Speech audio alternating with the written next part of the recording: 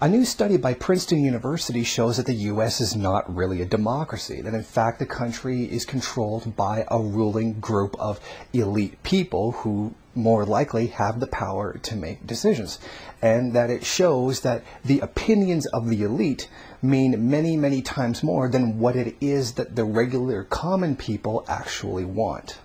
It shows that economic elites, or organizations that represent the interests of certain economic elites, have tremendous influence, tremendous independent influence upon government policy. It shows that the influence or the opinion of regular people had substantially less or almost no influence on government policy whatsoever.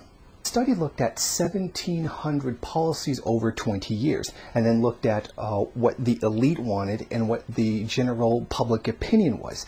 And they found that when the economic elite's opinion diverged from that of the regular people, the opinion of the common people has zero estimated impact upon policy change, while economic elites are still estimated to have a very large positive independent impact. Oh my God. Now, surprisingly to some people, it was a surprise that the mainstream media didn't pick up on this report.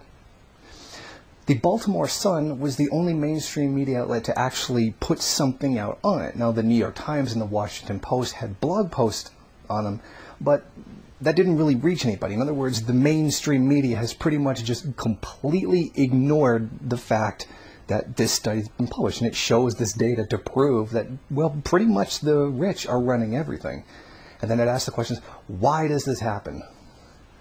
Why do you think? Well, it's because that same rich elite that are holding all the power in society, at least in the case of the study, specifically for government policy, are also the same people that own the media. As Marxists, we understand that power in society is held by those who own the means of production and those who control the wealth of society. Now, the study tries to sort of skirt the issue of economic power determining government policy. Given the nature of our data, we focus on the societal sources of influence that these theories posit, rather than on the mechanisms of influence that they discuss. Basically, what it's saying is that's not the purpose of our study. What the purpose is to look at the fact that, or to prove that there's a divergence between the opinion of the rich and the opinion of the working class, and that it is the working class who doesn't demonstrate that power in society. It does give several theories commonly believed theories as to why it happens, but it doesn't link any one of them to saying which one is true or backing up any of them in any way.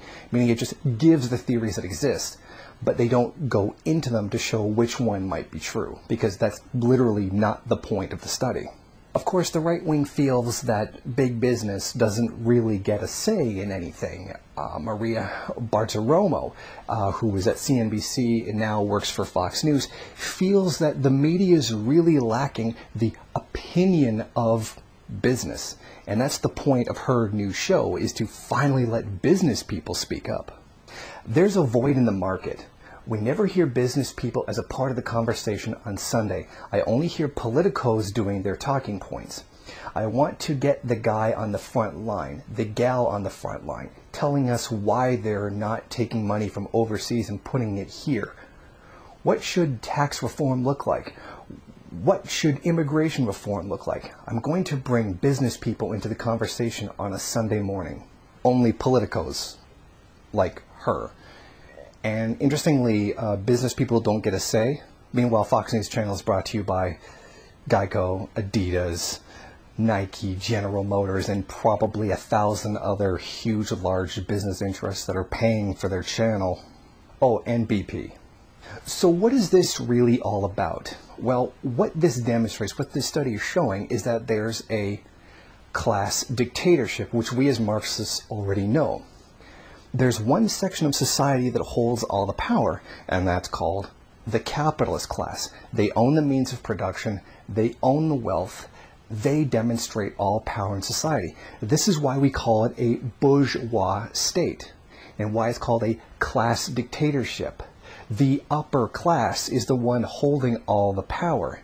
You can vote, but you can only vote among the interests of the capitalist class. This is what the term class dictatorship actually means. So when they call it a democracy, we call it a bourgeois democracy. You can only vote for the interests among the capitalist class. The dictatorship of the proletariat is our class dictatorship. It is when the state becomes our tool to use against the capitalist class. It too is a class dictatorship, but it's a dictatorship of the working class, which seeks to eventually transform the entire country into one class so that there is one set of interests overall, which would lead to less hostilities, less contradictions in society and whatnot. That would be the difference. This is what we mean when we say dictatorship of the proletariat. We mean the vanguard taking a hold of the state and using that as a repressive measure against the capitalist class, as they've been using against us for hundreds of years. The difference is that we can use it to eliminate them once and for all. They can't eliminate us. They can't live without us. Bosses can't exist without workers, but workers can exist without bosses. And that's the point. That would be what a class dictatorship is, and that's why we support the dictatorship of the proletariat. Thank you for watching. Please comment and rate the video. If you liked it, hit subscribe or check out some of these other great videos. If you wish, share it on social media. While you're at it, why don't you follow me on Twitter? And if you got time, go on over to the MRN bookstore and check out some of the latest books available.